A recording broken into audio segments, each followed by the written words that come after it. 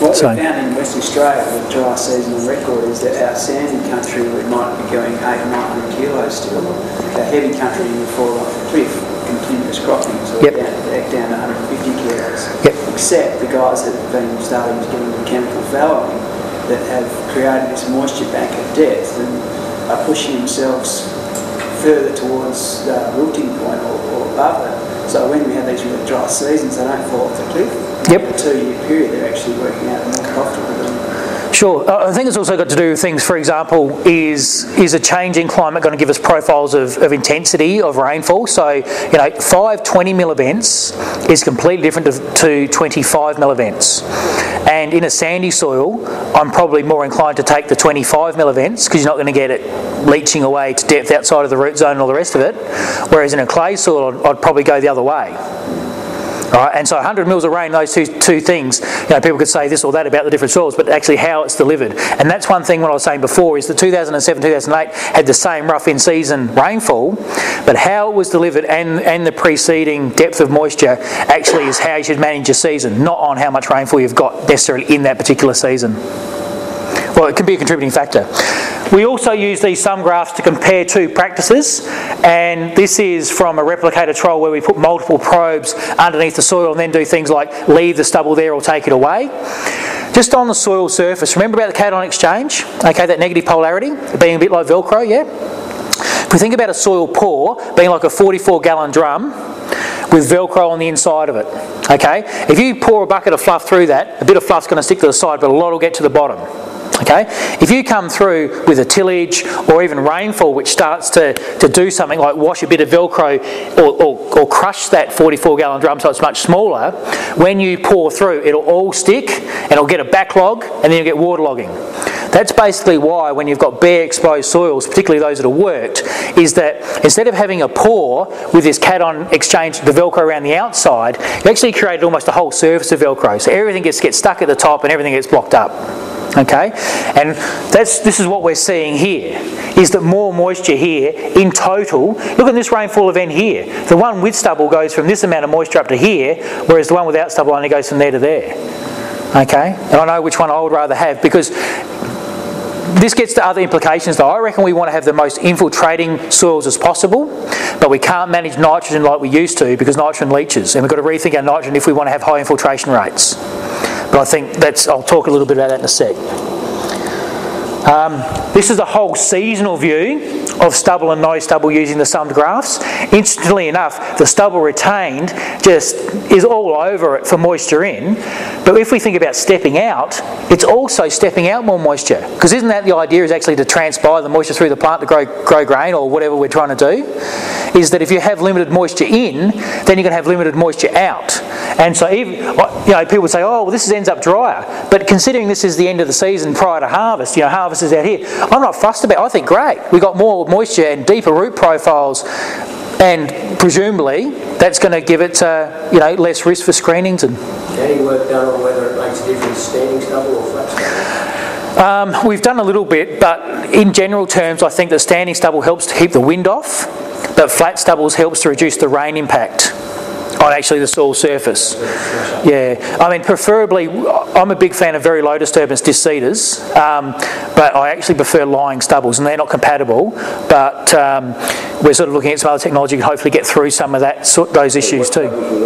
Flat lying down stubbles. Yeah, I think they generally, standing stubbles are easier to manage with a disc seeder. I don't think there's any question about that, particularly if they get wet and ropey on soft soils, which is what we want at seeding time. So, leaving them standing is great. Now, we've got guys that have relatively big stubble loads that they're reaping with stripper fronts and leaving everything standing. And they're doing a good job to sow through those with disc seeders with no grazing, no baling, no nothing. But in terms of keeping rain impact off, I think the lying down stubbles do a bit of a better job. So it's where the wind is more of an influence or rain impact is more of an influence. You plant through your standing stubble like that and then pull a roll or something and lay them down after you plant your crop. Yeah, and we got guys that are doing exactly that. Yeah, and it looks brilliant. It looks like it's been hand mulched just about, some of it. Anyway, I'm getting carried away. So great question. Any, do you have data on sheep versus different grades and intensities? No, the only data we've actually collected is something very simple to start with. Because it's such a complex thing, is we've said stubble versus no stubble. And all we're doing is whippersnippering it and raking it away. We're not suggesting that that is a burnt treatment or a baling treatment or a stubble or a stock treatment. We're just saying that it has no stubble. Because then you're exposed to rain impact, but you're also got a famine on your hands because there's no food input. Well, there's the roots for the soil microbes, but you are taking a lot of the stuff away from them. And I think that's also something important, is to understand. Something we've been looking at is energy budgets and you can't just take all this stuff away and expect it to operate the same in terms of microbiology. If anyone's interested in the research side of trying to look at some of these things though, I think it's much easier to degrade a soil than it is to build a soil. And if you win a 3-year project to go and say, does no-till and stubble retention help soil health, I just don't think you can go out over a 3-year project, which a lot of them are funded for, and stick in these different plots and then expect to see a difference after 3 years. Soil health takes a lot longer. But if you know someone who's been doing no-till for 30 years and has been doing disc seeding for the last 10 or whatever, get a patch of their paddock, take the stubble away or work it up, and the degradation happens much quicker, and you can start to get a feel between the systems degrading rather than building, if that makes sense. And not that we're trying to do much degradation, but in research, that's basically the way we now focus our research, is to go to our guys that are 20 plus years of soil health focus and then do old practices on that and see how it degrades, and then look at the difference of, say, microbiology in total numbers versus population distributions of fungi to bacteria, that sort of stuff. All right, just quickly I'm going to finish off on some nitrogen fertiliser, because, as I said, if we want to have soils that infiltrate moisture, at least in our annual cropping system, to depth, okay, that's where I see our biggest risk management position is against screenings and grain quality and poor dry finishes. Okay, but if we're going to do that, nitrate, which is negatively charged, will be repelled from the cation exchange. Okay, because the cation exchange is negative. It's always out in the soil solution, and that's why nitrate is so subject to leaching. Phosphate's a bit different, but I'm not going to go there today because we don't have time. But urea, 2 units of nitrogen, 1 oxygen, 1 carbon, and 4 hydrogens. Okay, what happens basically is that that looks a bit skewed, but that's all right. Water comes in and busts it apart into 2 lots of ammonia plus carbon dioxide. So that's our first emission. Okay, but not a very serious emission. That hooks up ammonia, hooks up with a bit of acid, just a proton, which is called ammonium, so diammonium phosphate, but ammonium in the soil. Ammonium is oxidised through biological systems to nitrate, and that's actually why our plants take up. The reason plants take it up preferentially compared to ammonium is that ammonium is positively charged and therefore sticks to the cation exchange. There's more effort to have to pull it off, whereas nitrate doesn't want to be on the cation exchange, therefore it's floating around, it's so much easier and more available, so evolution has made that, the fruit of choice, if you like. So wheat, for example, would preferentially 95% of the time take up nitrate, and every now and then give a bit of ammonium. So if we look at ammonium being positively charged stuck onto the cation exchange, but nitrate being out here, we can see why it will leach if we want to have soils that infiltrate well. Now this bit of data at the bottom is all soil moisture, and this is from southwestern New South Wales, and you can see this is over summer of 2009 where there's a lot of rainfall. So even in October we're seeing penetration 10 to 20, December 10 to 20, January 10, 20, 30, 40. Okay, into February we've got rain coming down here until it's reaching right down to a metre. Can everyone see that rainfall infiltration? These 2 sensors up here actually measure electronic conductivity in the soil.